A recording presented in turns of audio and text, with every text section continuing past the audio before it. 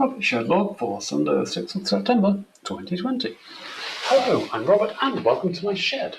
I've been working on this beautiful, I think it's beautiful, ash pedestal for my new desk. So, I decided rather than building it out of carcassing and doing bookends and then filling them in with panels that weren't very structural, I decided I'd just make it out of solid wood. Do the job in the manner I wanted to, using proper knockdown joinery. So no glue, no fixings, just solid joinery. This is 32mm American ash, which I got the timber yard to plane it all around and cut to, so it's dimension jointed and cut to size. Well, not cut to length, but it's dimension jointed and planed. That gives me a nice smooth edge on the outside and a slightly rougher edge on the inside. So I manually cut each piece with my carcass saw, which took ages because my carcass saw is not that deep. It's about that deep, and that means I had to cut it at an angle, which takes even longer. And then I squared every piece up. Not only that, but I deliberately made them 5mm too long, so that I can join this piece to the workbench at the end of the day. So this will be the left edge of my desk. It's a bit wobbly at the moment. I'm going to put some carcassing in to solidify it up. My feeling is to cut a small notch on top of these and do a sliding dovetail joint, blind sliding dovetail joint, just to the depth of the carcass. Be relatively small, and that's just going to hold this into position. There'll be a few pieces that are just for draw runners. That might be enough to solidify it up. If not, this carcass at the top or the bottom will help. There'll be a similar piece of carcass in the back, which has to be accommodated for when building the drawers, so I need to be careful when I do that. But there should be space at the bottom because the drawer will be sitting on the runner and not flush to the ground. So this back piece is the back of the drawer section. There's actually this extra bit at the back which accommodates this area here, which is going to be basically a cable run. So I need another back piece here, and I've cut the pieces for that back piece. They just need to be dimensioned properly because a few things have happened. I'll come back to that. Things aren't quite the right size anymore. And this bit over here is going to be the right wall. Again, I need to cut a groove in here, which shouldn't take more than half an hour. The plough plane, and join that to that, and then hopefully this will all be right. Now, when I dimensioned this timber, I had made a couple of mistakes. Firstly, I wasn't sure about the shadow gap. I've decided now on a 2mm shadow gap between each piece, and some of these aren't quite in the right place. This should be in. That's it.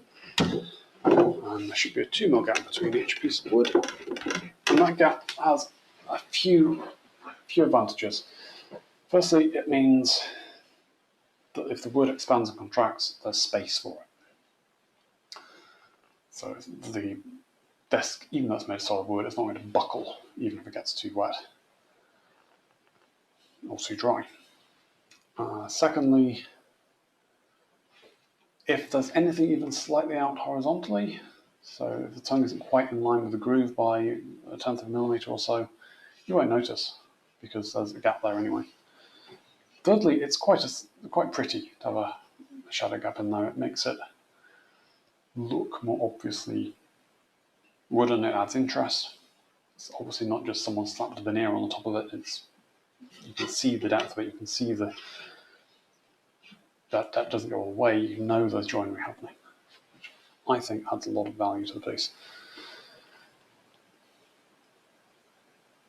Well, maybe not. Maybe it's just personal aesthetics, but I quite like it. So I've even done a shadow gap on this joint here, where the side piece.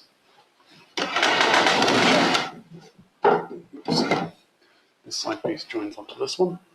There's even a slight gap. I don't think it shows up on camera, but there is definitely a gap in there.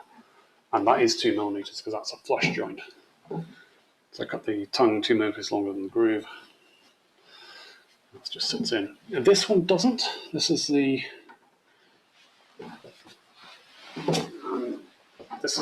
inset back wall. Now, because I've turned it, you can't see. Where the desk is going to go, there's a power socket on the wall. So I've actually built the desk with an inset at the back to get to the power socket. I'm using that inset to create this, which is going to be used for cable run for the monitor cable, which probably means I'll need a hole in this so I can get the cable through, which I'll do as neat as I can.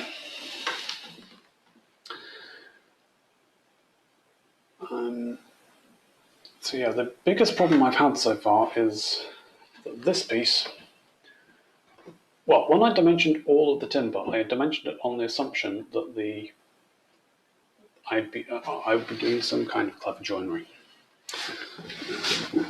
So I put this piece went measured all the way from here to here, to the inside of this wall, and the idea was I'd cut out half of this and half of this in such a way they mesh together, because that's how joinery works. I've actually changed my mind. I'm doing the whole thing with single groove joinery now, because it holds solidly, it's relatively pretty, and it lets me use the tools that I've got, which are plough plane and a router plane.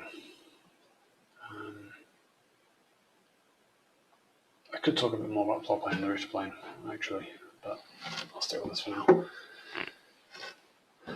So that means some of these pieces are a bit too long. So I decided that I would accommodate this piece being too long by taking what turned out to be 1mm off each of these three joints. And that made this wall the correct length.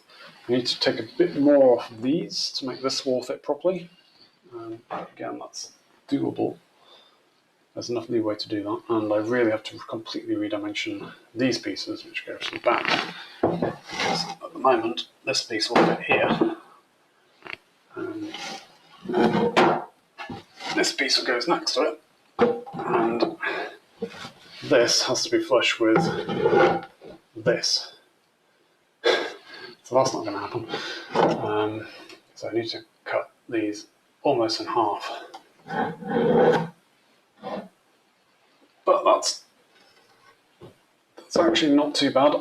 Once you've got to redimension a piece of wood, it doesn't matter how much you're cutting off, really. So you just take a rip saw and you cut off a longer line and then plane down. It's once you get to 1mm, like these, it's a lot easier because you can just plane off 1mm.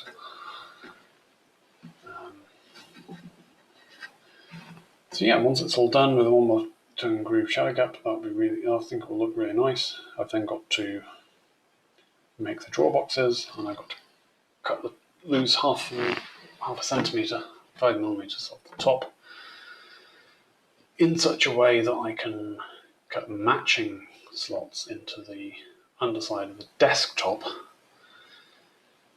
to join the desktop on. Now I might not do that at first. I'm probably just going to do is get the pedestal frame built and enough carcassing to make it rigid and solid so I can pick it up and move it around without it falling apart all the time. I'll then lay the desktop loose on top and start using it as a desk. That's my plan, because I need a desk so badly. And this is going to take months, not weeks. Which I'm a bit disappointed about. I took a week off work just to focus on the desk, and it turns out all I really did was cut the wood. I did a few joints, but it was mostly just cutting the wood and dimensioning it. That's what takes the time. At least now I have the top flat, so I can use it as a reference surface. So So if I want to take off a 10mm, I can just use a plane, take off 10mm, and that will leave me with the reference surface where I want the top to be, that I can then either plough into from the side or otherwise work on. I'm not quite sure how I want to do the grooves. I think my feeling is the front and the back I probably want to put slots in, so double slots. Probably one here as well, maybe a couple along here, if I feel like it. I just want something that will hold it fairly rigidly and let me slide the desktop back and forth, so I can access the cable area. Yeah, so hopefully I've not done the entire video with my head out of frame, and that's all I've really got time to talk about this week because I'm busy making. Next week I might talk about what I've learnt using the plough plane and the router plane. Maybe even I'll do a video on sinking a groove with the plough plane. That might be nice. So until then, ta-ta!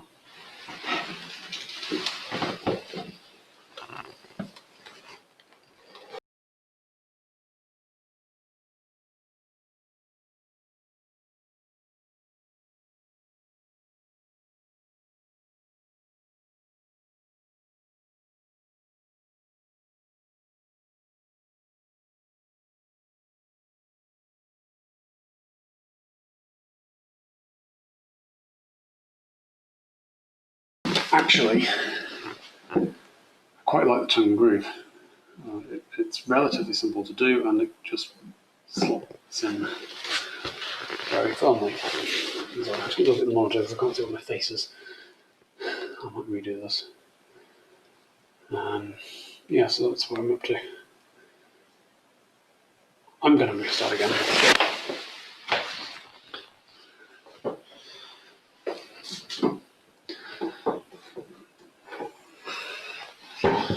Because that was rubbish.